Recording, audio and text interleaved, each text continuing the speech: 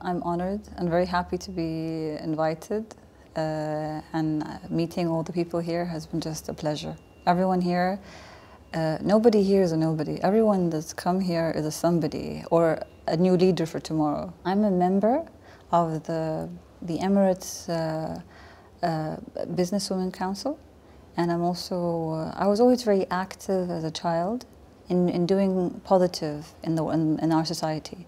My mother was a teacher. She was one of the first teachers. My mother's from the royal family, but there was no shame in working.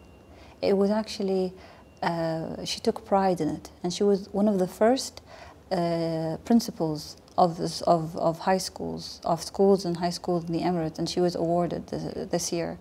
My father was the first medical doctor, and eventually he set up his own chain of hospitals, and he was the first ambassador to represent the Emirates in the diplomatic line.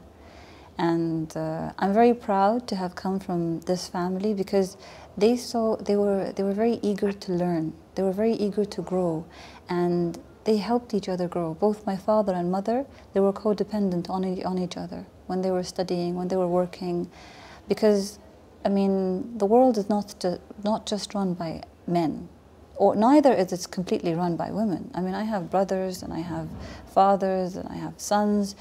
We live together hand in hand, and I wanted to share. I mean, I'm from the Middle East. I mean, people consider us half African, half Asian.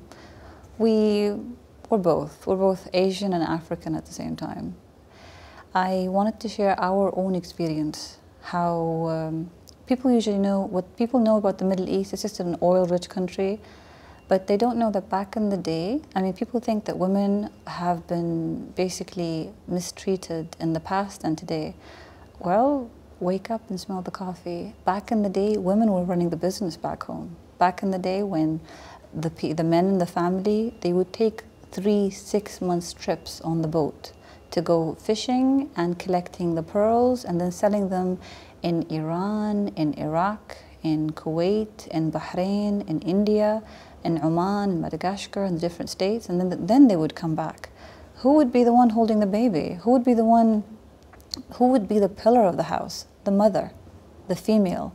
Which is why in the Emirates, I consider myself very lucky and blessed to be an Emirati, because we come from a long history and generation of where women were the ones who were the pillars of the home.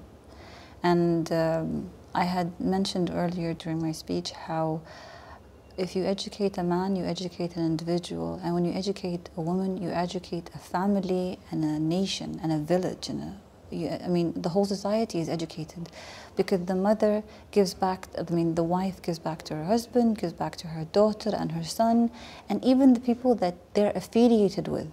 Her knowledge, because through knowledge, I mean, if you seek knowledge, you seek power. You empower the woman, you emancipate her, you basically strengthen the whole village and nation and country. And it's like the cities of tomorrow are built by building the female, the woman.